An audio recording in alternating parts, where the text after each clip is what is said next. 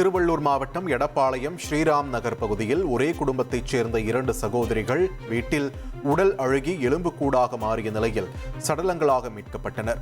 உறவினர்கள் இல்லாத நிலையில் தனியாக வசித்து வந்த வீட்டில் நீண்ட நாட்களாக நடமாட்டம் இல்லாததை அடுத்து விஏஓ மற்றும் பொதுமக்கள் கதவை உடைத்து சென்று பார்த்தபோது இருவரும் சடலங்களாக இருந்தது தெரியவந்தது. இது தற்கொலையா அல்லது உணவின்றி உயிரிழந்தனரா என்ற கோணத்தில் போலீசார் விசாரணை நடத்தி வருகின்றனர். சென்னை மணலியில் விரைவு சாலையோரம் உள்ள 400 வாட் துணை மின் நிலையத்தில் டிரான்ஸ்பார்மர் ஒன்று திடீரென வெடித்த சம்பவத்தால் பரபரப்பு ஏற்பட்டது. இதனால் கடும் புகைமூட்டம் ஏற்பட்ட நிலையில் மணலி உள்ளிட்ட பகுதிகளில் சுமார் 2 மணி நேரத்திற்கும் மேல் மின்தடை ஏற்பட்டது. சம்பவ இடத்தில் 4 தீயணைப்பு வாகனங்களில் சென்ற வீரர்கள் போராடி தீயை அணைத்தனர்.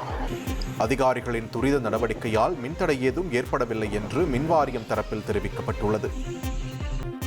சிவகங்கை மாவட்டம் மடப்புரம் பகுதியில் கைக்குழந்தையுடன் வந்த பெண் ஒருவர் யாருக்காவது இந்த குழந்தை வேண்டுமா என்று கேட்டு பரபரப்பை கிளப்பியுள்ளார்.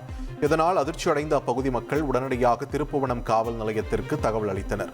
விரைந்து சென்ற போலீசார் அதிகாரிகளுடன் அவரை பாதுகாப்பாக அனுப்பி வைத்தனர். மேலும் அந்த பெண் மனநலம் பாதிக்கப்பட்டவரா என்ற கோணத்தில் போலீசார் விசாரணை மேற்கொண்டுள்ளனர்.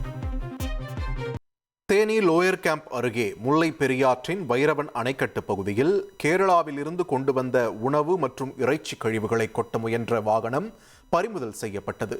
கழிவுகளை கொட்டிக் கொண்டிருந்த விவேக் என்பவரை குமுளி காவல் ஆய்வாளர் விஜயபாண்டியன் மடக்கி பிடித்தார்.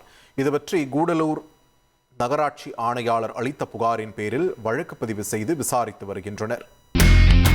இனி செல்லும் இடமெல்லாம் செய்தி. தந்தி டிவியின் வாட்ஸ்அப் சேனலை ஃபாலோ பண்ணினா செல்ல இருக்கும் இடமெல்லாம் செய்தி.